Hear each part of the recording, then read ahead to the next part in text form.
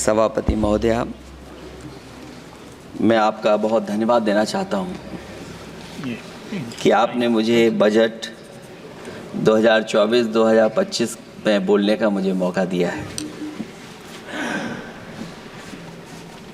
इस सरकार का लगातार ये 11वां बजट है। 11वें बजट के बाद भी नाउम्मीदगी दिखाई दे रही है और सरकार में हैं तो सरकार के लोग तो अच्छी बात करेंगे ही। न केवल नाउम्मीदगी दिखाई दे रही है बल्कि जो चेहरों पे खुशी होनी चाहिए थी सरकार बनने के बाद, वो चेहरों पे उतनी खुशी नहीं दिखाई दी।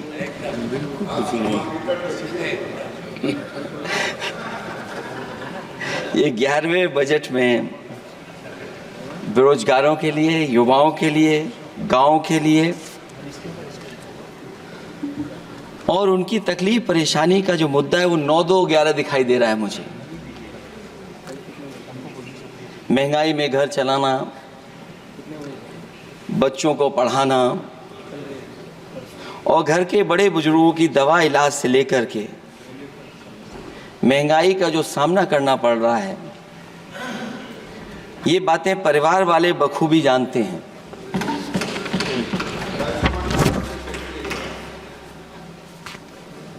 मैं जब सत्ता पक्ष के लोगों के जो आंकड़े देखता हूं और सुनता हूं, अगर इतना सब कुछ 10 साल में अच्छा हुआ है तो आप हंगर इंडेक्स में कहां खड़े हैं? अगर 10 साल बाद भी यही बात सत्ता पक्ष की तरफ से आएगी कि हम कहां खड़े हैं। आपने बड़ा सपना दिखाया make in India. Uttar Pradesh जैसे बड़े स्टेट से सबसे ज्यादा लोकसभा के सांसद चुने जाते हैं। हमें कोई बहुत बड़ा प्रोजेक्ट नहीं मिला, कोई बड़ा प्रोजेक्ट नहीं मिला। प्रधानमंत्री जी मिले हमें। और अगर कोई सभापति महोदय का कोई बड़ा प्रोजेक्ट मिला हो 10 साल में, कोई आईआईएम मिला हो, कोई आईआईटी मिली हो और जो ट्रिपल आईटी किसी समय पर उत्तर प्रदेश को मिली थी, क्या उसमें क्या सहयोग सरकार की तरफ से हुआ है?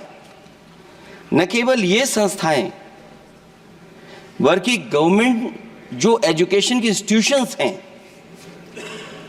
वो सेंट्रल की तरफ से कौन सी नई आ गई? मेडिकल के क्षेत्र में कोई बड़ा संस्था आई हो? जो 2 एम्स आए हैं, मुझे याद है कि रायबरेली का एम्स भी समाजवादी सरकार में जमीन दी गई, उसके परिणाम है कि वह एम्स बन गया। गोरखपुर में भी जो एम्स आया समाजवादी सरकार थी, जमीन दी गई तब एम्स आया। और जो एम्स आ भी गए हैं अगर वहां 2, क्या उनमें पर्याप्त इलाज मिल पा रहा है? केवल यही नहीं, मेक इन इंडिया सपना तो ये दिखाया गया था कि अगर प्राइवेटाइजेशन हो जाएगा तो नौकरियां मिल जाएंगी। कुछ हद तक तो बहुत सी चीजें प्राइवेटाइज हो गई, लेकिन नौकरियां कम होती चली गई। और जो सबसे बड़ा सवाल है, जो पीड़ित परिवार के लोगों को जो हक और सम्मान मिलता है, क्या ये सरकार वो दे पा रही है? टैक्स कलेक्शन में सपना दिखा रहे हैं कि हम यहां पहुंच गए हैं, आखिरकार एक्सपोर्ट क्यों कम होता चला जा रहा है? और हम जो ट्रेड डेफिसिट है उसको कैसे खत्म करेंगे?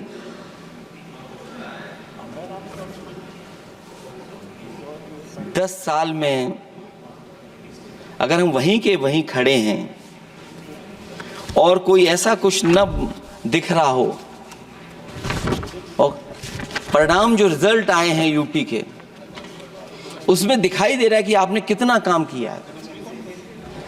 सभापति महोदय, अगर ये सब कुछ अच्छा किया होता तो क्या परिणाम ऐसे आए होते? जहां हारे ही नहीं हैं आप, सीटें ही कम नहीं हुई हैं। देश के प्रधानमंत्री जी भी वोट से हारे हैं, वोट से हारे हैं।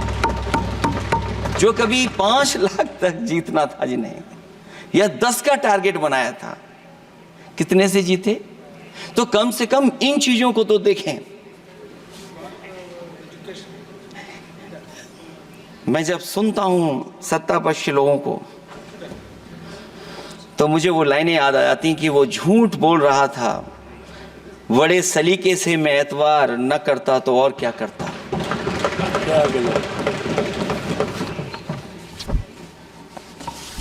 मुझे याद है कि देश के प्रधानमंत्री जी ने जनकपुर में एक झंडा दिखाया था और उस बस में 35 लोग बैठ करके अयोध्या आए थे। सभापति महोदय, उस समय भी मैंने मांग की थी कि जहां से जनकपुर से यात्रा शुरू हो रही है और अयोध्या तक बस से लोग आएंगे तो पता नहीं कितने घंटों में आएंगे। मैंने मांग की थी कि वहां से लेकर के अयोध्या तक एक्सप्रेस वे बनना चाहिए कि कम से कम जो जनकपुर से आए और अयोध्या दर्शन करने आ रहे हैं और बस से आ रहे हैं, कम से कम उनकी तकलीफ परेशानी तो कम होती। जो आप कहते हैं कि एफडीआई बहुत आया है, मैं अभी सुन रहा था, कहा कि टेलीफोन बनने लगे। टेलीफोन बन नहीं रहे हैं, मोबाइल बन नहीं रहे हैं। वो समाजवादी पार्टी के समय पर नोएडा में जो इंडस्ट्रियल पॉलिसी थी, इलेक्ट्रॉनिक पॉलिसी थी, उसके तहत आई थी। वो इंडस्ट्री जितनी आई है उस समय उस पॉलिसी के तहत आई और बन नहीं रहा है, मेक इन इंडिया नहीं हो रहा है। लेकिन जमीन किसने दी है? जमीन किसने दी थी उन लोगों को? बिना जमीन पर हवा में बना दो तो मैं आपका धन्यवाद दूंगा। उस पॉलिसी के तहत वो झूठ बोल रहा था बड़े सलीके से। आप कह रहे हैं कि एफडीआई लाए हैं हम लोग। एफडीआई, अगर पूरे देश का हम एफडीआई देखें तो उत्तर प्रदेश को कितना एफडीआई मिला है? सभापति महोदय, अगर 1% से ज्यादा भी एफडीआई उत्तर प्रदेश को मिला हो तो बताइएगा आप। जो प्रोजेक्ट डिले हो रहे हैं, जिसकी वजह से कॉस्ट ओवररन हो रही है, उसका जिम्मेदार सभापति महोदय कौन है? डबल इंजन की सरकार है। लखनऊ में भी सरकार आपकी है, दिल्ली में भी सरकार आपकी है। आखिरकार ऐसा क्यों हो रहा है? और आज ही जब सदन में सभापति महोदय हम लोग आए हैं तो एक और रेल एक्सीडेंट की खबर सुनी है। जब से ये सरकार आई है, रेल एक्सीडेंट्स और पेपर लीक में कंपटीशन चल रहा है कि कौन आगे जाएगा।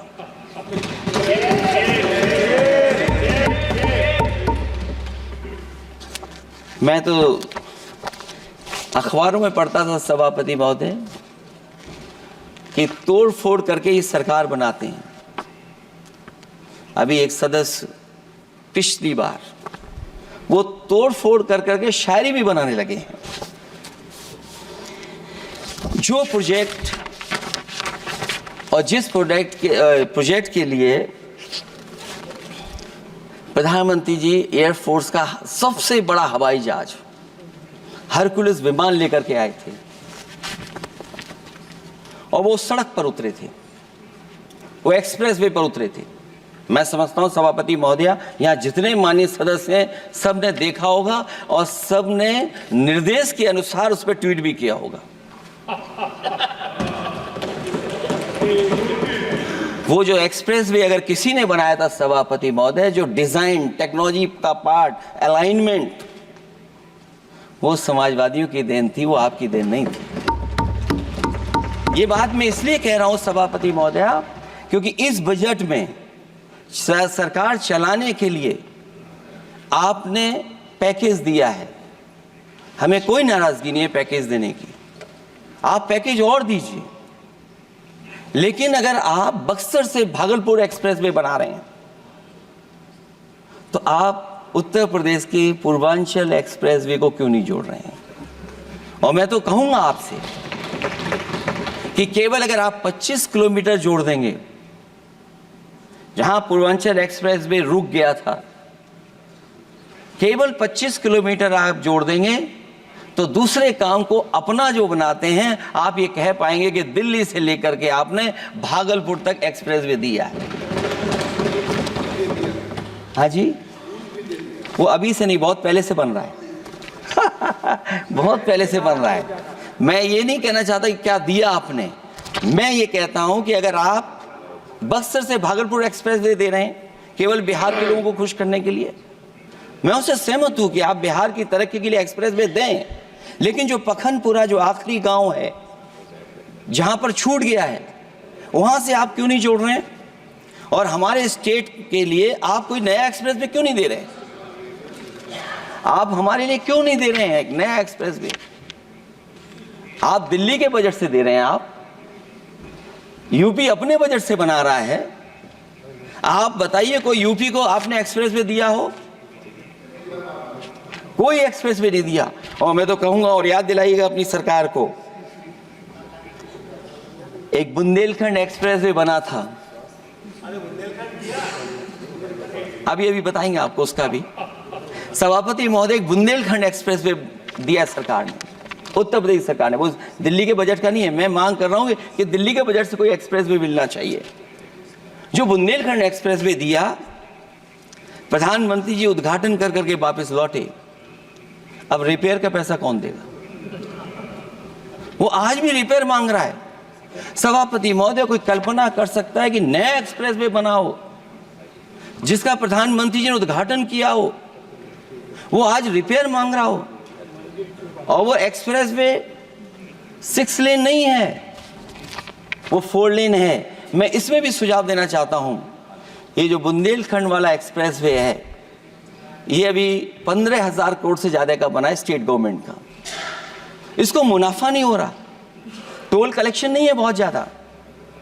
इसको सतना से जोड़ दिया जाए और बुंदेलखंड जहां से शुरू हो रहा है हमारे डिस्ट्रिक्ट इटावा से कम उसको हरिद्वार तक ले जाना चाहिए। अगर हरिद्वार से लेकर के सतना लोग चले जाएंगे तो शायद बुंदेलखंड के लोगों को भी लाभ होगा।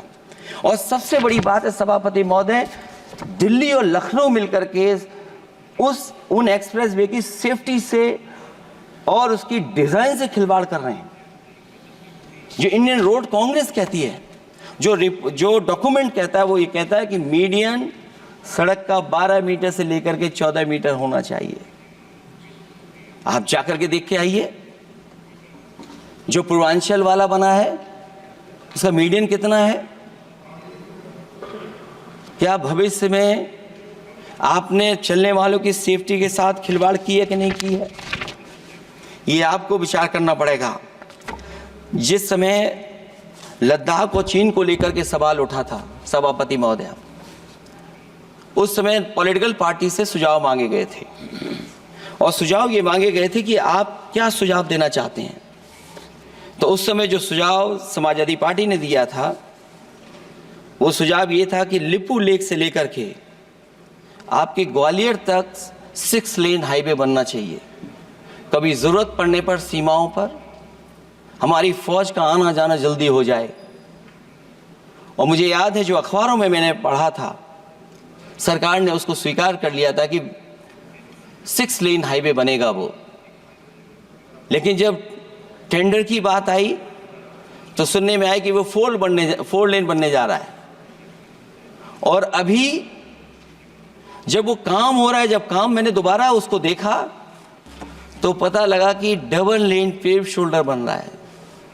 सोचिए, कहां 6 लेन बनाने की बात थी, आप डबल लेन पेव शोल्डर बना रहे हैं। और पता नहीं कौन उस हाईवे को डिजाइन किसने किया है डिजाइन, कि जितने भी कस्बे उसके आसपास पड़ रहे हैं, कस्बे वाले अब नाला कहां से बनाएं, घर ऊंचा करें कि सड़क को तोड़ें।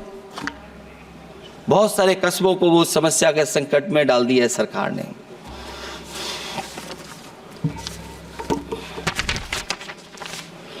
जो सरकार मंचों से ये कहती थी कि हम किसानों की आय दोगुनी कर देंगे, आज तो 11 साल हो गए सरकार को।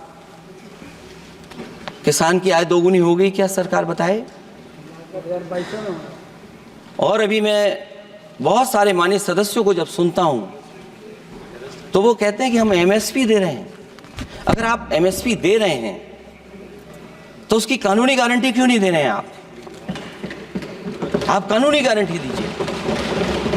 और फिर कई बार सुनने को मिलता है कि हॉर्टिकल्चर क्रॉप्स के लिए आप क्या कर रहे हैं, उसके एमएसपी की कब तैयारी करेंगे आप?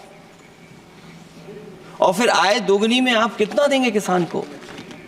जो पिछले बार बजट में कहा गया था कि एग्रीकल्चर इंफ्रास्ट्रक्चर के लिए 1 लाख करोड़ देश को मिलेगा। अगर 1 लाख करोड़ देश को मिला होगा एग्रीकल्चर इंफ्रास्ट्रक्चर को, तो कम से कम यूपी का शेयर कुछ तो रहा होगा। सभापति महोदय, सरकार ने अगर एक भी मंडी बनाई हो तो बता दें। हाँ, ये अलग बात है कि अगर आप कोई चीज सुधारने के लिए कोई परिवर्तन कर रहे हैं, स्टोरेज के लिए किसी को पहले ही बता दे रहे हैं, वो बात अलग है। लेकिन किसान कहां जाएगा जहां उसको रेट मिलेगी? और फिर ये इस बजट में कहा जा रहा है कि हम 109 high yielding and climate resilient varieties लाएंगे। तो सभापति महोदय, हम अपने माननीय मंत्री से कहेंगे कि वो ग्लोबल वार्मिंग के लिए जो आप काम पिछले कितने वर्षों से कर रहे हैं, क्या हुआ उस ग्लोबल वार्मिंग का? COP21 में भी आप हुआ है, G20 में भी आपने आश्वासन दिया, और कुछ नहीं किया। तो आपको क्या लाना पड़ रहा है? 109 high yielding and climate resilient varieties. आप मुझे बताओ किसान पर कब तक पहुंचाओगे आप? और उसको पहुंचाने के लिए आपके पास क्या इंतजाम है? और फिर दूसरे पैराग्राफ में फिर बदल जाते हैं आप। अभी आप बात कर रहे हैं रेजिलेंट वैरायटीज की, और फिर आप कह रहे हैं कि हम नेचुरल फार्मिंग को बढ़ावा देंगे। सभापति महोदय, इस सरकार बताए कि रेजिलेंट क्रॉप सीड्स कब तक पहुंचा देंगे, उससे लाभ किसानों को कैसे मिलेगा? और फिर नेचुरल फार्मिंग जो अभी भी कर रहा है किसान कई जगह पर, उसके लिए क्या अलग से पैकेज है आपके पास बजट में? आपने तो केवल सभापति महोदय एक चीज सीखी है पार्ले जी बिस्किट से, महंगाई और मुनाफा। इस सरकार ने 10 साल में डीएपी की बोरी को, खाद की बोरी को छोटा कर दिया। इससे और ज्यादा छोटा मत करना आप। और आपने डीएपी, जब किसान डीएपी लेने गया तो सरकार ने कहा कि बिना नैनो यूरिया के आप नहीं मिलेगा आपको। मैं सरकार से जानना चाहता हूं कि नैनो यूरिया से क्या लाभ पहुंचा है किसानों को, ये बताइए। नैनो यूरिया से क्या लाभ पहुंचा है सरकार बताए।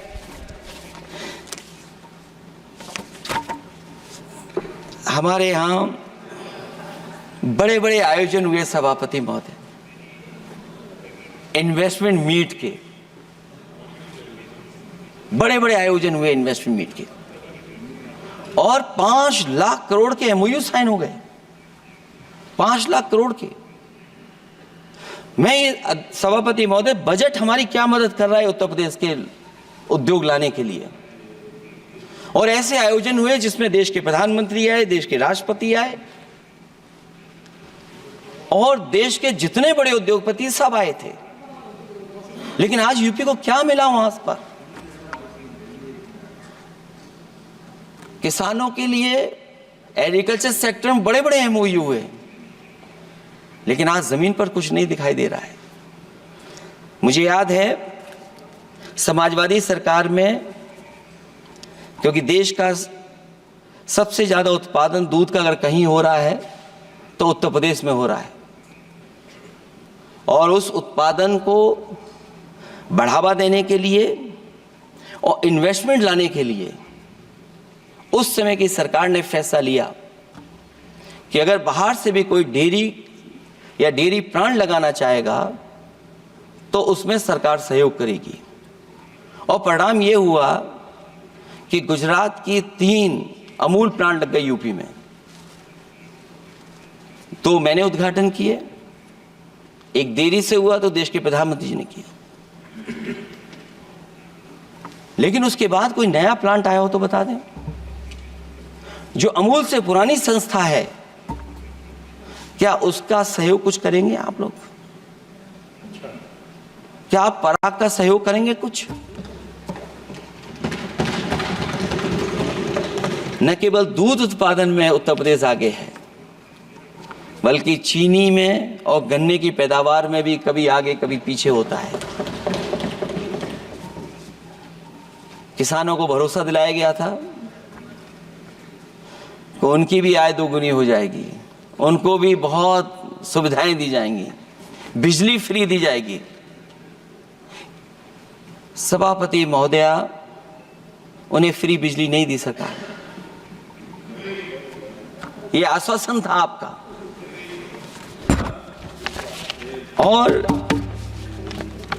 आज अगर उत्तर प्रदेश पिछड़ इसलिए रहा है क्योंकि सबसे महंगी बिजली अगर कहीं कोई पा रहा है तो उत्तर प्रदेश पा रहा है। और मुझे याद है, क्योंकि बात ये मुझे इसलिए कहना चाहिए, बीजेपी के एक विधायक जो सबसे बुजुर्ग थे, वो देश के प्रधानमंत्री जी के क्षेत्र में बिजली 24 घंटे आए, उसके लिए वो धरने पे बैठ गए थे। वहाँ के अधिकारियों ने कहा कि बुजुर्ग हैं, इनका स्वास्थ्य बेहतर नहीं है, इनका धरना आप उठवा दीजिए। मैंने सभापति महोदय उनको बुलाया, मैंने उनकी बात सुनी। उन्होंने कहा कि प्रधानमंत्री जी के क्षेत्र में 24 घंटे बिजली होनी चाहिए। उसी दिन मैंने फैसला ले लिया कि प्रधानमंत्री के क्षेत्र में 24 घंटे रहेगी बिजली। और मैंने उससे मांग की सभापति महोदय कि उत्तर प्रदेश देश के प्रधानमंत्री को बनाने में सबसे बड़ा सहयोग किया है, इसका कम से कम बिजली का कोटा तो बढ़ जाए यूपी का। वो 8 साल हो गए, उत्तर प्रदेश ने देश के प्रधानमंत्री को तो दे दिया, लेकिन अभी तक बिजली का कोटा नहीं बढ़ा। हमें उम्मीद है 11 शुभ होता है, इस 11वें बजट में कुछ तो सुविधाएं ऐसी उत्तर प्रदेश को दी जाएंगी जिससे वहां के लोगों को लाभ पहुंचे, मदद पहुंचे।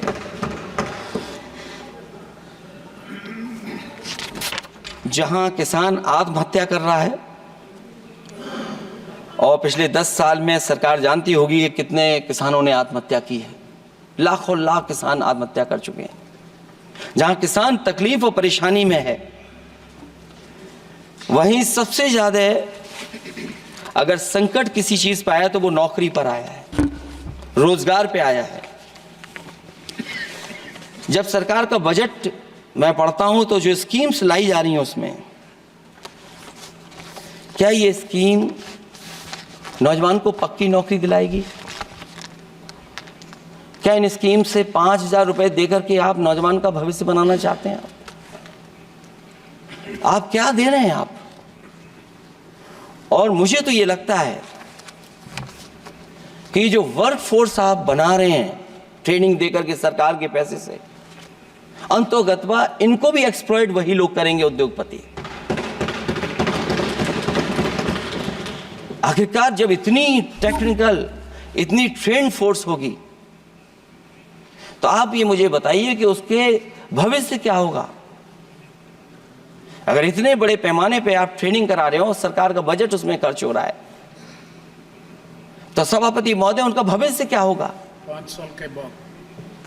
और जो अग्निवीर वाली नौकरी है, सभापति महोदया, कोई भी नौजवान जो फौज के लिए तैयारी करता है वो कभी स्वीकार नहीं कर सकता। जब पहली बार ये स्कीम आई थी अग्निवीर, उस समय बड़े बड़े उद्योगपतियों से ट्वीट कराया गया था कि कि अग्निवीर से अच्छी कोई योजना नहीं है, इनको हम नौकरी दे देंगे, हम अपने यहाँ रख लेंगे। और शायद सरकार में बैठे लोगों को ये बात याद होगी, क्योंकि सरकार खुद स्वीकार करती है स्कीम ठीक नहीं है, तभी वो अपनी अपनी सरकारों से कह रहे हैं कि अग्निवीर वाले जो लौट करके आएंगे उन्हें कोटा दीजिए, आप नौकरी दीजिए।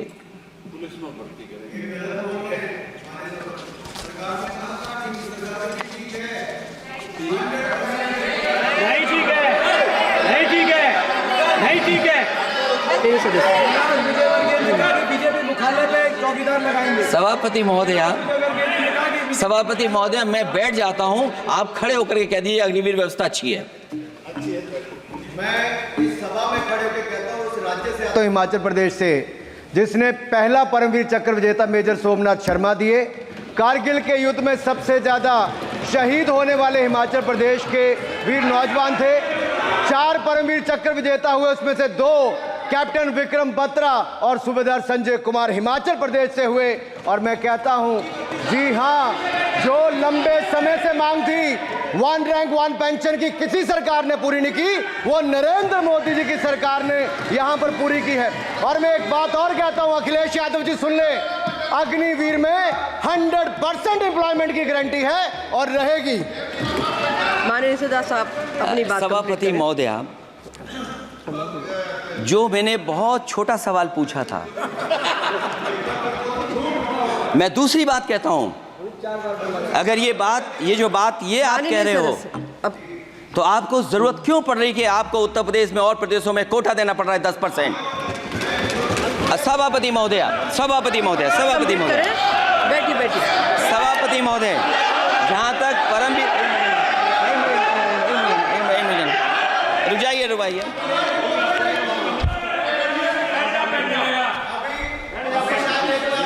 अरे सुनिए दो। माननीय सदस्य आप अपनी सभापति महोदय, चैल जानते हैं आप कहाँ हैं? चैल जानते हैं आप कहाँ हैं? कभी गए हो मिलिट्री स्कूल में? मैं खुद मिलिट्री स्कूल का पढ़ा हूँ। और आप परमवीर चक्र की बात कर रहे हो, तो हम भी तमाम नाम गिना सकते हैं। माननीय सदस्य से मैं आग्रह कर रही हूँ, आपस में चर्चा न करें। माननीय सदस्य, आप बजट पर बात करिए। सभापति महोदय, जी 1 मिनट से भी कम, मैं आपके सामने कहना चाहता हूं, ये तो केवल मिलिट्री स्कूल गए हैं। मैं आज भी टेरिटोरियल आर्मी के 124 रेजिमेंट में कैप्टन के रैंक पे अपनी सेवाएं दे रहा हूं। अखिलेश जी, केवल ज्ञान मत बांटिए। राहुल गांधी जी के साथ बैठकर अब वहां बुलाने का झूठ बोलने की आपको आदत पड़ गई। प्लीज बैठिए, प्लीज। माननीय सदस्य से मैं आग्रह कर रही हूं, आप अपनी बजट पर चर्चा करें। सभापति महोदय, आपका समय पूरा हो गया है, मैं प्लीज कंप्लीट करिए। सभापति महोदय, मैं इसलिए नहीं कह रहा, मैं क्या बात कहना चाहता हूँ, शायद मंत्री जी नहीं रहे इसलिए तकलीफ परेशानी ज्यादा है। और आप, अरे हमारा दर्द नहीं समझोगे, हम आपका दर्द चेहरे से पढ़ते हैं। अच्छा, दर्द मैं बताता हूँ। माननीय सदस्यों से मैं आग्रह कर रही हूँ, सभापति महोदय, दर्द मैं बताता हूँ। आप बजट पर चर्चा करिए। प्लीज बजट पर सभापति जी, दर्द मैं बताता हूँ। देखिए, दर्द बात पहुंचेगी कि नहीं पहुंचेगी।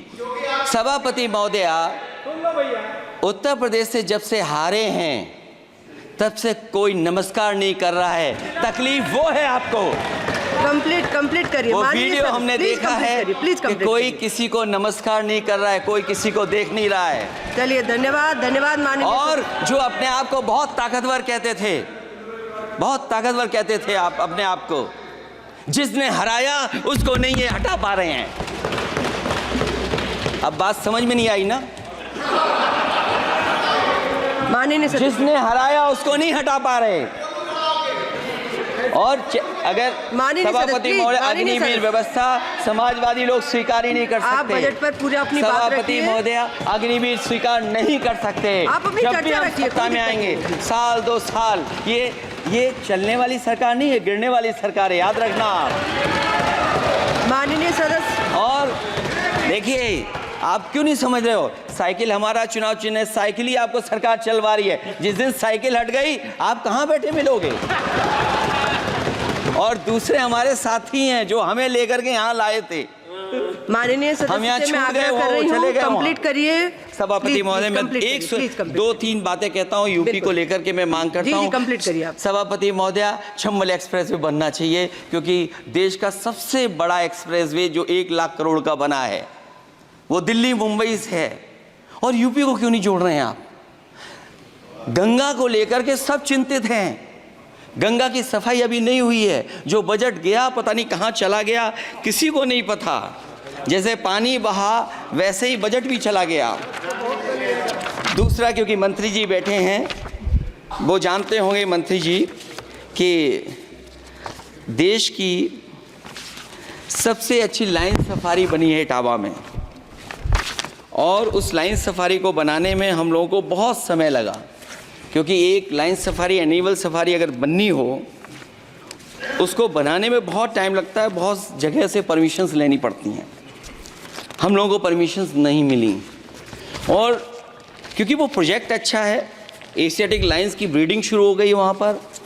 ये सरकार इसलिए नहीं शुरू करना चाहती है क्योंकि वो समाजवादियों ने बनाई है। पहली बार देश में एशियाटिक लाइन्स पैदा हो रहे हैं।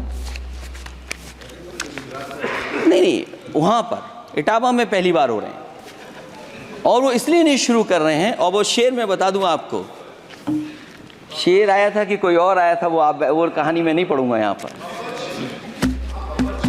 फिर मैं बोल दूंगा तो फिर कहोगे कि क्या बोल दिया मैंने, इसलिए मत बुलवाइए तो ही अच्छा है। कि कुछ तो धन्यवाद माननीय सदस्य, धन्यवाद। कुछ मत बुलवाइए मुझसे। सभापति महोदय, मैं ये कहना चाहता हूँ कि लाइन सफारी, एनिमल सफारी उस क्षेत्र की, यूपी की प्राइड है वो, कि पहली बार ब्रीडिंग सेंटर एशियाटिक वहाँ पर बन गया है। दिल्ली की सरकार और यूपी की सरकार मिलकर के उसको शुरू नहीं होने दे रही है। मुझे उम्मीद है कि उसको शुरू करवा देंगे आप। और आखिरी में मैं कहता हूँ, चलते चलते आप 2 लाइनें कहता हूँ, बुनियाद को नकार कर जो इमारतें उठाएंगे, हम भी देखते हैं वो किस मंजिल तक जाएंगे। धन्यवाद। बहुत बहुत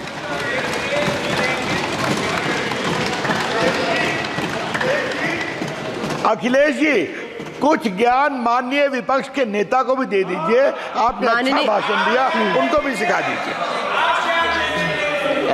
हालांकि अयोध्या को मैंने कहा हम काम नहीं रोक रहे हैं, लेकिन सभापति महोदय मैं कहना चाहता हूं, इन लोगों का कौन टाउन प्लानर है, कौन आर्किटेक्ट है, मैं नहीं जानता हूं, लेकिन ये जब सरकार से चले जाएंगे तो विश्व की सबसे बढ़िया नगरी अगर कोई बन करके दिखाएंगे तो वो अयोध्या नगरी होगी। माननीय सदस्य, क्योंकि इससे बड़ा सम्मान और कोई नहीं हो सकता।